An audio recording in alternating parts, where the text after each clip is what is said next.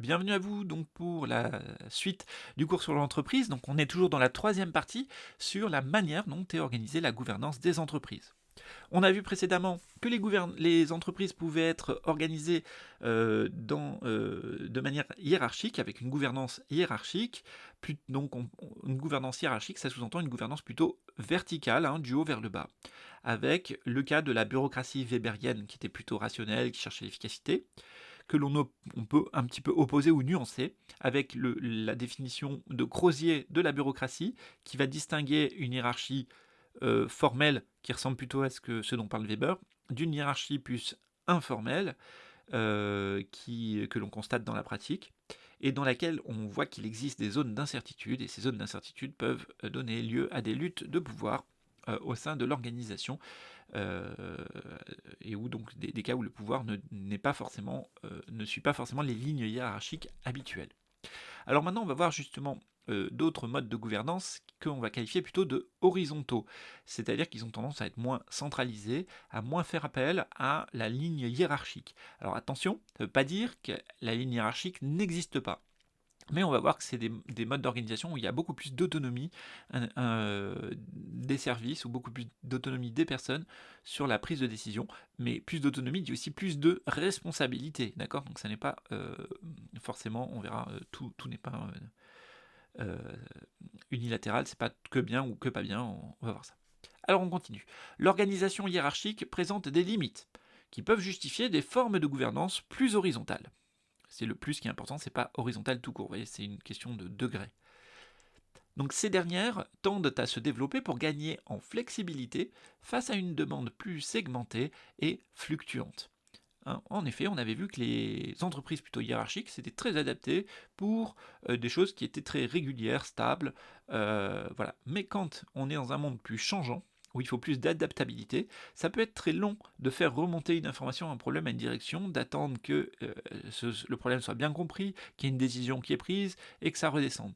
Eh bien, comme ça peut être très très long, peut-être que des fois, des organisations qui permettent une plus grande adaptabilité des différents services, eh bien, peut, dans certains cas, être plus efficace qu'une organisation rigide, donc plus verticale. Ok. Alors on y va, les dysfonctionnements de la bureaucratie, petit texte qui va nous présenter quelques auteurs et qui va récapituler des auteurs qu'on connaît et qui va nous en introduire un petit nouveau. Donc on démarre avec notre Max Weber. C'est parti. Max Weber a décrit la bureaucratie comme la forme la plus rationnelle d'organisation du point de vue de l'efficacité et de la régularité. Plusieurs sociologues ont montré que la rationalité mise en œuvre dans une bureaucratie ne produit pas forcément des conséquences rationnelles. Alors, qui par exemple? Donc, tout d'abord, Robert King Merton, alors désolé, ça va être en deux fois. Le sociologue américain Robert King Merton a démontré ainsi que le fonctionnement bureaucratique engendre des effets pervers. Donc, vous pouvez noter, lui, les effets pervers. Hop là, on va le marquer comme ça. L'obligation des individus de suivre un comportement standardisé au sein de la bureaucratie entraîne chez eux un déplacement des buts. Donc c'est ça qui va être important, les buts vont changer.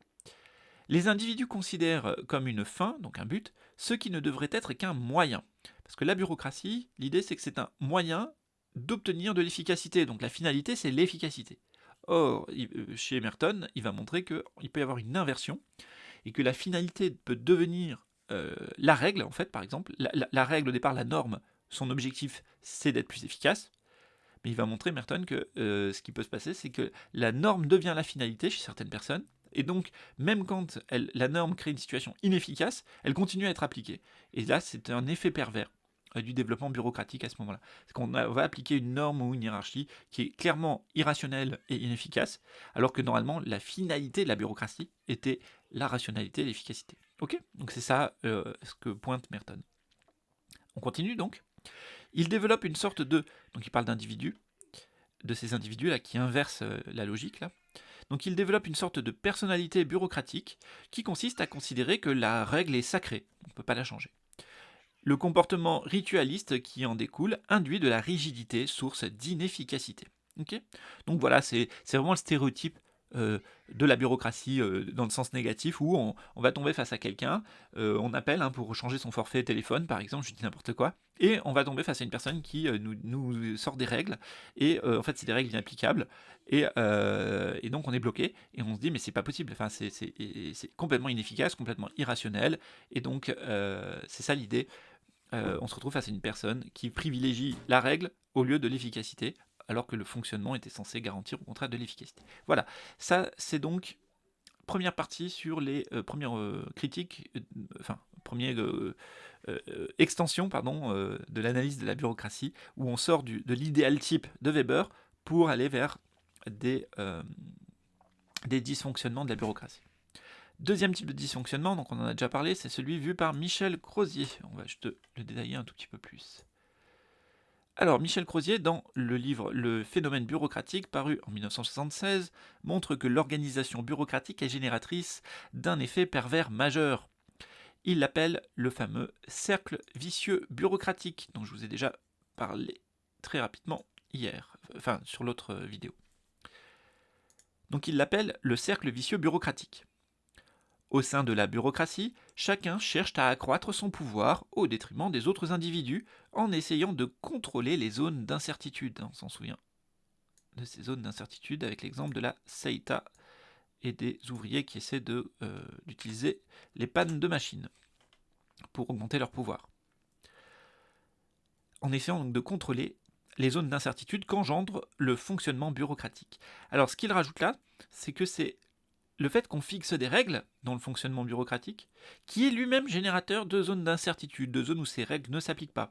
Donc, par exemple, les règles sont valables, mais elles sont valables quand il n'y a pas une panne machine. Quand il y a une panne machine, on n'est plus dans le cadre normal. Il n'y a plus de règles là. Hop, il y a donc une zone d'incertitude. Et donc, même si on commence à définir des règles spécifiques, eh bien, ça peut créer de nouvelles zones d'incertitude, etc. On continue. Et c'est ça le cercle vicieux bureaucratique, c'est ce côté, à chaque fois qu'on va créer de nouvelles règles, ça va en fait générer de l'incertitude sur d'autres, ça va déplacer les zones d'incertitude, voire les contradictions entre les règles vont amener de nouvelles zones d'incertitude. Pour ce faire, qui appelle elle-même de nouvelles réglementations, qui elle-même déplace, etc. C'est pour ça qu'il parle d'un cercle vicieux bureaucratique. Pour ce faire, les individus cherchent à faire adopter des règlements qui augmentent leur propre autonomie. L'amplification de ces réglementations paralyse peu à peu le fonctionnement bureaucratique. Voilà. Ok. Alors, pour quelles raisons le développement d'une personnalité bureaucratique décrite par Merton risque-t-elle de nuire à l'efficacité d'une entreprise ? Eh bien, la personnalité bureaucratique, elle conduit à une obéissance formelle aux règles. Donc on suit les règles, mais on ne se pose plus la question de la finalité des règles, des buts. Donc on obéit à la règle, mais la règle avait pour but d'obtenir plus d'efficacité. Or là, on obéit à la règle, même si ça ne permet pas de régler le problème, ça ne permet pas d'être efficace. Il y a donc une perte de sens pour les agents de l'entreprise qui agissent de façon routinière et manquent d'initiative, au détriment de l'innovation de l'entreprise. Ajoutons un risque de rigidité, de manque d'agilité ou d'adaptation face aux demandes des clients. En effet, voilà, aujourd'hui dans nos sociétés, on demande beaucoup ce côté diversité, ce côté capacité à changer, etc. Or, là, l'idée, c'est que justement, la personnalité bureaucratique, elle aurait tendance à justement empêcher des adaptations à des situations où ça serait nécessaire. Voilà. Voilà, ok, donc on continue. Expliquer l'expression cercle vicieux bureaucratique. Donc c'est l'expression de Michel Crozier du cercle vicieux bureaucratique. Eh bien l'idée c'est que les règles d'une organisation bureaucratique laissent toujours subsister des zones d'incertitude, des zones de flou, des zones pas réglementées. Et ces zones d'incertitude, donc les agents cherchent à les contrôler pour accroître leur pouvoir. Pour limiter ces zones d'incertitude, ou pour les maîtriser, les agents essaient d'imposer des nouvelles règles qui vont réglementer et repousser ces zones d'incertitude, mais ces nouvelles règles engendrent elles-mêmes de nouvelles zones d'incertitude, et ainsi de suite. Et notamment, quand on multiplie les règlements, il y a des moments où ces règlements vont se contredire ou créer des ambiguïtés, et qui vont faire que dans certaines situations, on ne sait pas lequel des deux règlements doit s'appliquer, et ça génère des zones d'incertitude. Voilà. Alors un petit exemple. Maintenant, on a vu donc le problème de quelques limites du fonctionnement bureaucratique. Okay, des personnalités qui perdent la finalité de l'efficacité, ou alors, ici, euh, des zones d'incertitude qui appellent des réglementations qui engendrent un cercle vicieux bureaucratique qui lui-même ne fait que rajouter ou déplacer les zones d'incertitude et qui finit par paralyser le fonctionnement de l'organisation. Très bien. Donc, face à ça, on va voir un exemple d'une entreprise qui a essayé de fonctionner différemment. Donc Sogilis, une entreprise entre guillemets libérée. La PME spécialisée dans la conception de logiciels sur mesure, vous voyez que là c'est du sur mesure, on voit déjà qu'il va falloir de l'adaptabilité, d'accord ? Donc du logiciel sur mesure, est née en 2008 en tant qu'entreprise libérée. Fruit de la vision de son fondateur, Christophe Bayon, Sogilis a été créé de cette manière afin de répondre aux objectifs de qualité et de zéro défaut de ses logiciels, affirme Tiffen Guita, chargé de projets recherche et développement et de communication. Donc là, petit point, on voit déjà que la phrase qu'on nous donne, c'est une chargée de communication de l'entreprise, donc on sait et on voit déjà dès le début qu'il y a un côté, on est en train de présenter un truc comme étant une solution miracle, quelque chose qui est super génial, etc. etc. Alors, est-ce qu'on pourrait penser que c'est un article de journal en lisant ça ? Alors non, c'est pas exactement un article de journal, mais bon, c'est la BPI France, et la BPI France, c'est la Banque publique d'investissement, et c'est quand même un organisme qui essaie donc de travailler au développement des entreprises, etc. Donc c'est quand même un organisme qui va essayer de proposer des solutions qui vont être là ici présentées, non pas de manière ultra... c'est pas une étude scientifique qui essaie de voir le pour, le contre, le machin, etc. Il y a quand même un côté un peu... on essaie de vous proposer des recettes qui fonctionnent, donc on les présente comme un peu des petites recettes miracles. Hein. Voilà. Ok, on continue, cela dit, ça ne veut pas dire qu'il n'y a pas des choses intéressantes à tirer, mais il faudra donc distinguer, bien sûr, garder son recul. On essaie de me vendre un truc qui est super génial, donc je vais regarder ce qu'il y a de bien, mais attention, quelles vont être les limites, quand est-ce que ça s'applique, quand est-ce que ça s'applique pas. Hein. Ok, on reprend la lecture. Alors, on est toujours chez Tiffen Guita, qu'est-ce qu'elle a à nous dire ? Cette capacité d'entreprise libérée nous permet d'avoir un mode de fonctionnement correspondant aux attentes de nos clients, insiste-t-elle. Une vision qui cherche donc à marier les trois objectifs affichés, enthousiasmer le client, être rentable, et, pour les salariés, s'épanouir au travail. Donc trois objectifs, un client content, une entreprise qui marche, des salariés contents. Ok. Concrètement, dans cette entreprise grenobloise, pas de manager, pas d'horaire, ni de lieu de travail imposé. Les dirigeants de Sogilis font confiance aux personnes et à leur bonne capacité à se fixer comme objectif prioritaire de satisfaire le client, souligne Tiffen Guita. Surtout, cette PME d'une trentaine de salariés favorise l'autonomie et la prise de décision collective dans les équipes, qui ont ainsi le droit de dire non à un projet qui ne suscite pas leur enthousiasme. Dans ce système d'équipe autonome et décisionnaire, quel rôle y a-t-il encore pour les dirigeants, donc que sont Christophe Bayon et Laurent Mang ? Eh bien, réponse, nous sommes quand même obligés d'avoir une personne qui soit capable de trancher et de prendre une décision finale, sans toutefois imposer quoi que ce soit d'arbitraire, précise-t-elle. Exemple parlant s'il en est, la PME n'a pas de service ressources humaines. Ce sont les équipes elles-mêmes qui reçoivent les candidats et valident leur adéquation technique, tout comme leur adhésion au modèle. Voilà, donc voilà, présentation d'un contre-modèle, hein, avec, bon là il est présenté de manière très méliorative, très positive, bien entendu, en y réfléchissant, on sait bien que c'est pas, il y a des contreparties à ça, que c'est pas, donc tout est beau, tout est gentil. Alors, quelles sont les caractéristiques d'une entreprise libérée ? Eh bien, pas ou peu de relations hiérarchiques, on le voit ici, et une forte autonomie. Chaque collaborateur organise lui-même son travail, les plages horaires, les lieux, etc. Et il y a une forme de prise de décision collective, c'est pas forcément imposé par la direction.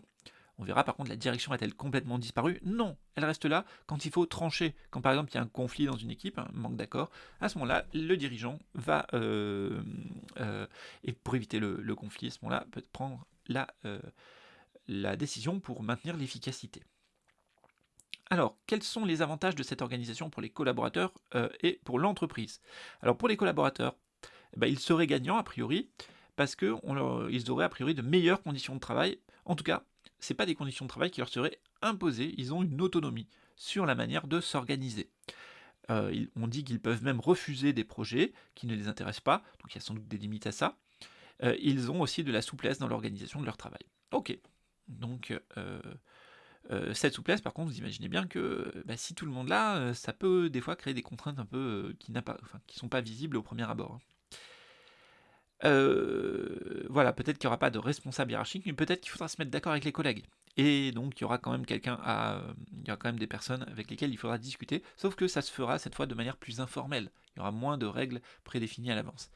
Ok. Donc en fait, on va voir que ça ne veut pas dire qu'il n'y a pas de règles, hein, ça ne veut pas dire qu'on fait vraiment tout ce qu'on veut, c'est-à-dire que l'autonomie, elle reste collective, elle reste aussi le fait qu'on va quand même définir des normes et définir des règles, sauf qu'elles sont définies dans un cadre différent.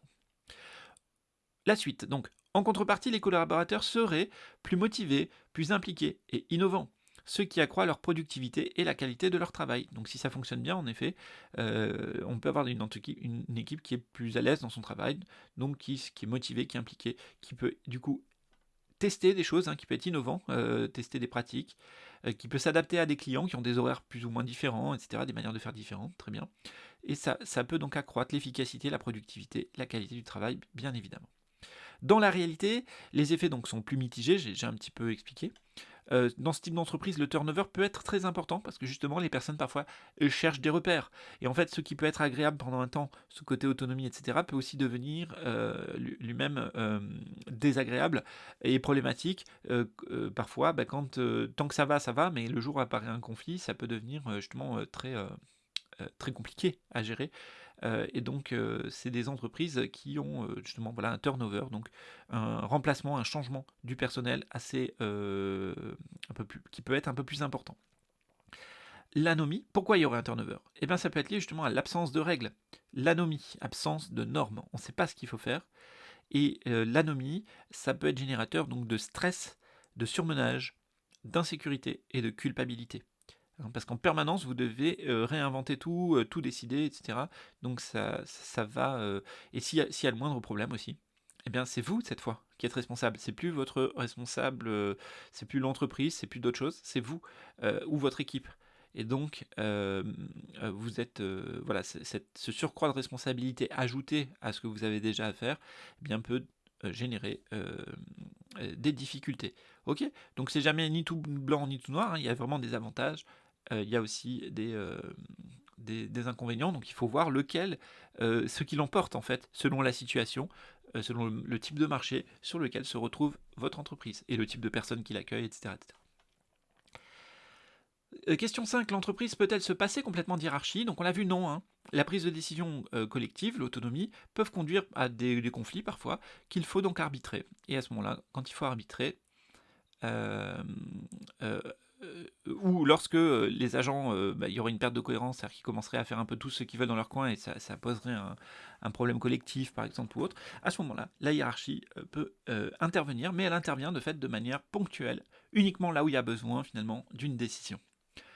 Voilà, donc c'est la raison pour laquelle il y a encore un patron chez Sogilis, dont le rôle est de trancher en cas de besoin. Très bien. Donc, voilà un exemple, hein, cela dit, intéressant. Alors, on continue. On avait vu que dans les firmes horizontales, on pouvait distinguer deux types de firmes assez classiques, les firmes U et les firmes M, selon l'auteur qui s'appelait Chandler. Les firmes U, des firmes unitaires, avec une seule direction et tout était regroupé dans la firme. Très pratique quand on vend un seul produit sur un seul marché, c'est quelque chose de très régulier, qu'on est sur un marché très stable. Les firmes M permettaient déjà une petite adaptation à des marchés plus divers, qui pouvaient donc avoir des croissances et des besoins spécifiques, qui faisaient qu'il fallait des divisions dans l'entreprise qui chacune avait leur direction et chacune s'organisait un peu différemment, mais qui, toutes ces divisions étaient quand même reliées à un centre commun. Maintenant, on va voir deux autres types de firmes, les firmes A et les firmes J. Donc, c'est donc une autre classification. Donc, ça vous fait les UMAJ, hein, UMAJ. Les firmes A et J, cette fois, ça nous vient d'un auteur qui s'appelle Masahiko Aoki, c'est un japonais, et c'est justement parce que il va comparer la firme A à la firme J. Alors, petite précision, la firme A, ça ressemblera, vous verrez, aux firmes U et M, c'est la firme américaine, d'accord? Et la firme J, c'est la firme japonaise, et on va voir ce qu'elle a, et vous verrez que c'est une firme plus horizontale dans son organisation. Donc on est parti. Dans les années 1980, alors que les États-Unis C'est frais de la puissance de l'industrie japonaise, Masahiko Aoki va procéder à une analyse des modes de coordination interne de la firme japonaise, qu'il compare à ceux de la firme américaine. La firme de type A, américain, aussi appelée dans d'autres travaux, dans les travaux ultérieurs d'Aoki, le modèle H pour le modèle hiérarchique, possède une structure rigide. Ses règles et ses fonctions sont préétablies de façon précise. Donc vous voyez que là on est dans la firme plutôt hiérarchique, hein, clairement. Alors qu'il va comparer ça à une firme plus horizontale, la firme japonaise. Donc la firme de type J, japonais, aussi appelée modèle horizontal, au contraire, possède une organisation du travail souple, plus organique. Chacun possède ses domaines et conditions d'efficacité. Donc c'est un type de firme très adaptable. Alors voilà, donc le stéréotype de la firme A face au stéréotype de la firme J. Donc la firme A, elle est spécialisée. On distingue la conception et l'exécution. Hein, donc un qui décide de comment on va faire, un qui fait. C'est pas les mêmes personnes. Forte centralisation du pouvoir, coordination hiérarchisée de l'information et individualisation des rémunérations. Okay, chacun a sa petite paye parce que vous avez un poste qui est bien défini. Ben, si vous faites bien ce qui est bien défini dans votre case, on vous rémunère vous mieux. Et au contraire, si vous êtes moins performant dans votre petite case, on vous rémunère un petit peu moins. Côté firme J, c'est très différent. On a une division du travail plus flexible avec des rotations de tâches. Ça veut dire que les salariés vont changer de poste de travail régulièrement pour connaître d'autres manières de faire, d'autres aspects du travail de l'entreprise. Ça donne une certaine flexibilité et polyvalence aux travailleurs, ça leur permet de comprendre aussi tout le process de production, et ça leur permet de trouver des fois des solutions, d'apporter des solutions qui viennent d'autres parties de l'entreprise dans des nouveaux secteurs dans lesquels ils vont travailler. Okay. Suite à ça, qu'est-ce qu'on a ? On a une décentralisation du pouvoir. Donc le pouvoir, ce n'est plus tenu par une direction centrale qui est censée récupérer toute l'info, prendre des décisions et donner tous les ordres vers le bas. Là, au contraire, il y a ce côté organique. Hein, c'est partout dans l'entreprise qu'il va y avoir des décisions qui vont pouvoir être prises. Il y a plus d'autonomie locale.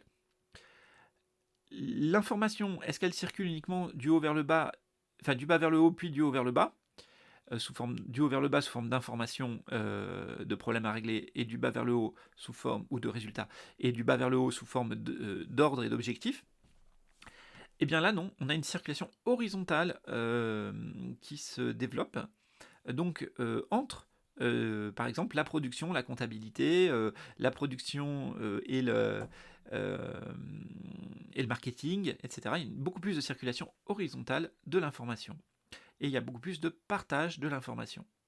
Et aussi, on l'a vu, un partage des compétences avec ces salariés qui, en changeant de service, en changeant de tâches, du coup, découvrent de nouvelles choses et peuvent donc faire connaître ce qu'ils connaissaient dans les autres tâches, etc. Donc voilà, il y a un partage des compétences. Et à la fin, donc recherche de la compétence collective. Donc en effet, on verra que dans ce type d'entreprise, ce côté où les personnes sont très impliquées et font vraiment partie de l'entreprise, donc elle va être développée. Et donc de fait aussi, on va moins rémunérer à la performance individuelle, mais beaucoup plus à la performance collective. Et le but, c'est que chacun sache tout faire, chacun puisse intervenir, etc., etc. Donc vous voyez que ça peut être, ça paraît intéressant hein, comme firme. On s'approche d'ailleurs au passage de... Enfin voilà, on est très loin de la firme classique hiérarchisée telle qu'on a vu précédemment. Alors toujours pareil, hein, c'est jamais tout blanc tout noir, il y a des avantages et des inconvénients. Alors selon selon Masahiko Aoki, la structure souple et horizontale du système d'information de la firme japonaise est plus efficace et mieux adaptée. Mais à quoi ? À l'environnement contemporain. Pourquoi que celle de la firme américaine. Or, qu'est-ce qui marque l'environnement contemporain ? C'est justement qu'il est beaucoup plus changeant, incertain, qu'il faut beaucoup plus s'adapter à des problèmes à chaque fois spécifiques. D'accord ? Et donc ça rend cette adaptabilité de ce type de firme la rend de fait très performante et très, comme on dit, résiliente. Le fait que bah, si votre entreprise subit un choc négatif, là, il se passe des choses pas bien, bah, les salariés, au lieu de les renvoyer, ils peuvent changer d'activité, vous voyez. Ils ont l'habitude de ça. Et donc, ça permet, vous voyez, de garder le salarié dans l'entreprise. Quand l'activité reprend, on a très vite des personnes qui savent faire. Et donc, ça donne une grande souplesse à l'entreprise. Un côté vraiment organique, hein, on le retrouve que n'a pas la firme américaine qui est plus mécanique et donc voilà. Dans un univers incertain, la firme J semble plus efficiente. Elle s'apparente à un système de management organique caractérisé par une coordination horizontale des unités opérationnelles et une rotation des tâches, alors que la firme A, adaptée à la grande série standardisée pour des marchés en croissance, rencontre des difficultés dès lors qu'il y a nécessité de s'ajuster en permanence à un environnement changeant. On a donc un système de management mécaniste. Séparation hiérarchique entre décisions stratégiques et opérationnelles, recherche d'économies de spécialisation. Voilà, donc la force de la firme J, ça va être ce côté adaptable, mais attention, est-ce qu'elle arrivera à obtenir les mêmes économies d'échelle qu'une firme A? Pas forcément par contre. Donc ça sera un petit peu plus cher souvent comme type de production. Tandis que dans la firme A, on peut obtenir des coûts beaucoup plus bas. Par contre, s'il y a des changements, c'est très difficile de s'y adapter et là, ça casse quoi. Là, on peut tout perdre d'un coup. Ok. Les deux ont vraiment leurs avantages, leurs inconvénients, et donc c'est ça qu'il faut toujours pareil trouver lesquels sont les mieux adaptés à une période en fait, à des circonstances particulières. On continue. L'essentiel de l'efficacité de l'entreprise japonaise tiendrait au traitement des innovations organisationnelles et relationnelles. Les ouvriers organisés en équipe traitent et solutionnent les problèmes et difficultés qu'ils rencontrent. Ce contexte relationnel, ces modes de coordination par ajustement mutuel favorisent l'échange de connaissances. Voilà. Alors qu'est-ce qui oppose donc les modèles A et J de la firme distinguée par Aoki? Eh bien, la firme A, l'organisation de la firme A est fixe et stable, déterminée, on pourrait dire une fois pour toutes. Alors il y a quand même une adaptabilité, hein, c'est des idéotypes, là, on va quasi dans la caricature, bien sûr. On n'est jamais purement une firme A, on n'est jamais purement une firme J. Il y a une voilà, il y a des nuances entre ces deux extrêmes. Donc la firme A fixe, stable, alors que la firme J est plutôt souple, adaptable et avec des fonctions moins délimitées, un peu comme la société Sogilis de tout à l'heure. Concernant la division du travail, dans la firme A, il y a une stricte division verticale et horizontale. Donc il y a à la fois de la hiérarchie, séparation décision-exécution, et à la fois des fonctions ou des divisions avec une division horizontale du travail. La firme J, elle est plus souple et plus flexible. Donc déjà, il y a une grosse partie des décisions qui sont prises au niveau des ateliers ou des équipes elles-mêmes. Okay, donc il y a déjà moins de hiérarchie. Et plus flexible, donc il y a moins de division horizontale, hein, on peut être amené à faire différentes tâches. Voilà. Et enfin, pour l'information, elle a tendance à circuler verticalement dans la firme A, alors que l'information circule aussi de manière assez horizontale dans la firme J, donc entre les services. Un modèle est-il plus efficace que l'autre? Donc on l'a déjà dit plusieurs fois, non, chaque modèle est efficace dans un environnement particulier. La firme A, adaptée à une production en grande série sur des marchés stables.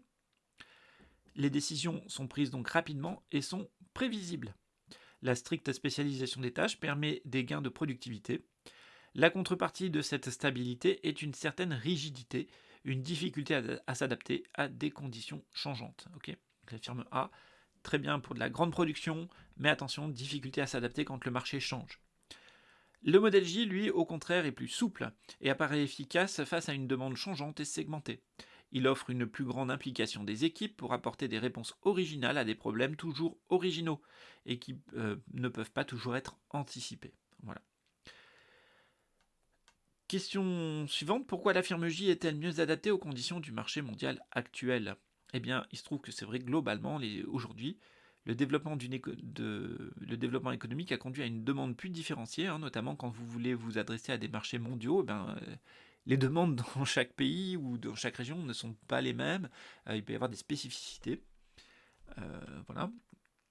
Donc on a des demandes plus différenciées et plus instables.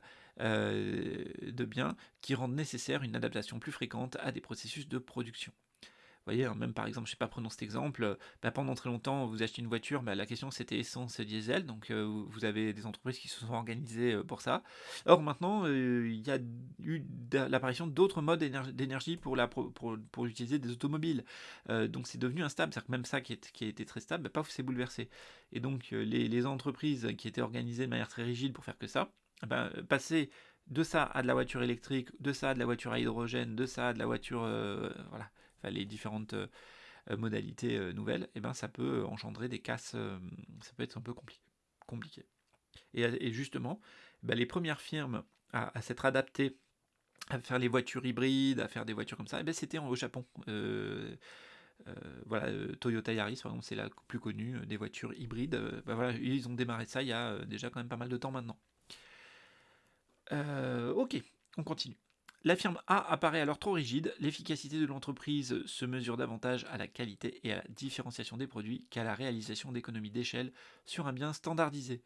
Donc au lieu de faire des biens standardisés avec beaucoup d'économies d'échelle, on va plutôt chercher à augmenter, à avoir des petits monopoles sur des biens avec des niches, quoi. Voilà, ce genre de choses-là.